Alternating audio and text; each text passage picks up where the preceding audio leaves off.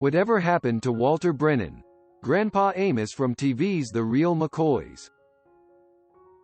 Walter Brennan was one of the greatest character actors in Hollywood history. He won 3 Academy Awards and became a national icon starring as Grandpa in The Real McCoys. He appeared in over 200 motion pictures and became the subject of a Norman Rockwell painting, which celebrated the actor's unique role as the voice of the American Western. His life journey from Swampscott, Massachusetts, to Hollywood, to a 12,000-acre cattle ranch in Joseph, Oregon, is one of the great American stories. Brennan's consummate mastery of virtually every kind of role while playing against and often stealing scenes from such stars as Gary Cooper, Humphrey Bogart, and John Wayne. Brennan's work with Hollywood's greatest directors, such as Howard Hawks, John Ford, and Fritz Lang. As a father and grandfather, Brennan instilled generations of his family with an outlook on the American dream that remains a sustaining feature of their lives today. He was born Walter Andrew Brennan in Lynn, Massachusetts, on July 25, 1894, into an Irish immigrant family. His interest in acting first surfaced whilst he was performing in school plays. He had originally intended to follow his father into engineering and studied the subject at Rindge Technical High School in Cambridge, Massachusetts.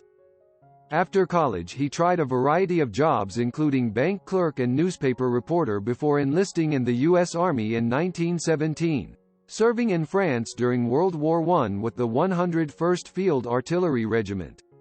Whilst there he suffered a poison gas attack which permanently affected his voice and which would have a beneficial effect later in his career when he would portray elderly characters. After the war he moved to California and began a highly successful real estate business, but when land values collapsed in 1925 he lost most of his money and he reverted to his first love and began getting work with the local movie studios. His reputation and ability grew steadily over the next decade.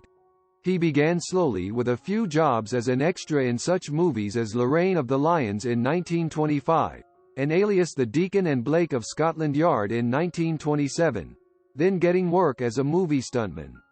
He gradually worked his way to speaking roles, going from walk-on bit parts to far more substantial roles as supporting actor in scores of features and short subjects such as Smilin' Guns in 1929 and Honeymoon Lane in 1931.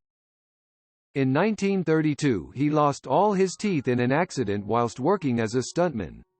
This misfortune actually benefited his career as, combined with his unnaturally thin, reedy voice, it enabled him to play characters far older than his years.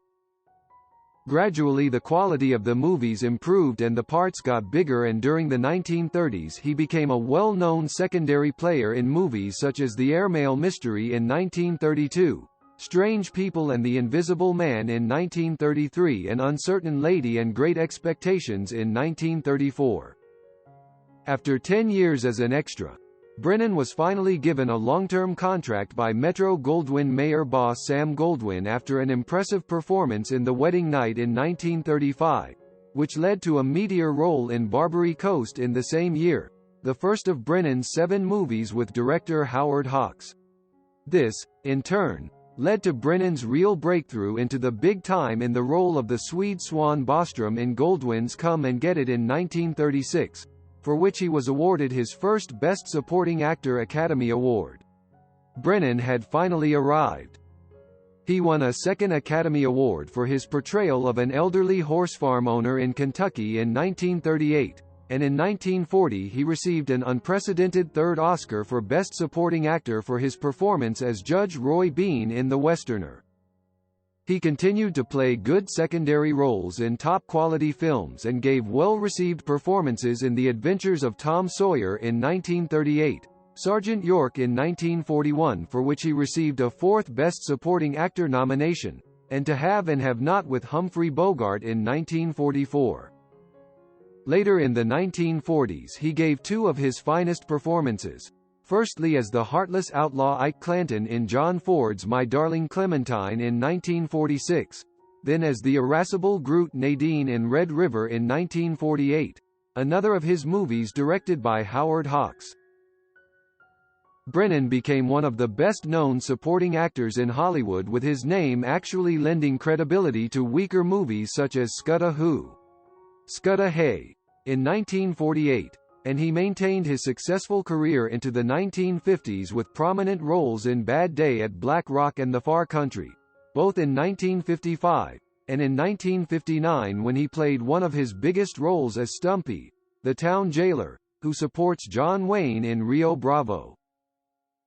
He effortlessly and successfully made the transition to television in the 1950s, with the television series The Real McCoys, a countrified situation comedy in which Brennan played Grandpappy Amos McCoy. Brennan became, during the program's 6-year tenure, something of a television icon. Bringing the same skill to his television work that he had given to the cinema for decades, he kept nightclub impressionists and the general public busy imitating everything about his character, from his cornpone accent to his axle grease squeaky voice to his coming apart at the seams limp. His television success continued in the 1960s with two more popular series, Tycoon in 1964 and The Guns of Woolsonnet for 2 years from 1967. Brennan began a second career in singing in the 1960s and had 4 top 100 singles, including Old Rivers in 1962, which rose to number 5 in the U.S. Billboard charts. He also made appearances in many TV series such as The Red Skelton Show and Alias Smith and Jones, and was a genial presence in old-timer reunion programs such as the Over the Hill Gang TV movies. In his personal life, Brennan married Ruth Wells in 1920, and the couple had 2 sons and a daughter and stayed together until Brennan's death. Brennan was well known for his right-wing views and was a very public supporter of Senator Barry M. Goldwater, the Republican nominee in the campaign against U.S. President Lyndon B. Johnson. During the 1960s, he stated publicly his views that the anti-war and civil rights movements were being run by communists. Walter Brennan died of emphysema in Oxnard, Ventura County, in 1974. He was 80 years old. His remains were interred at San Fernando Mission Cemetery in Los Angeles. Goodbye, legendary actor, Walter Brennan.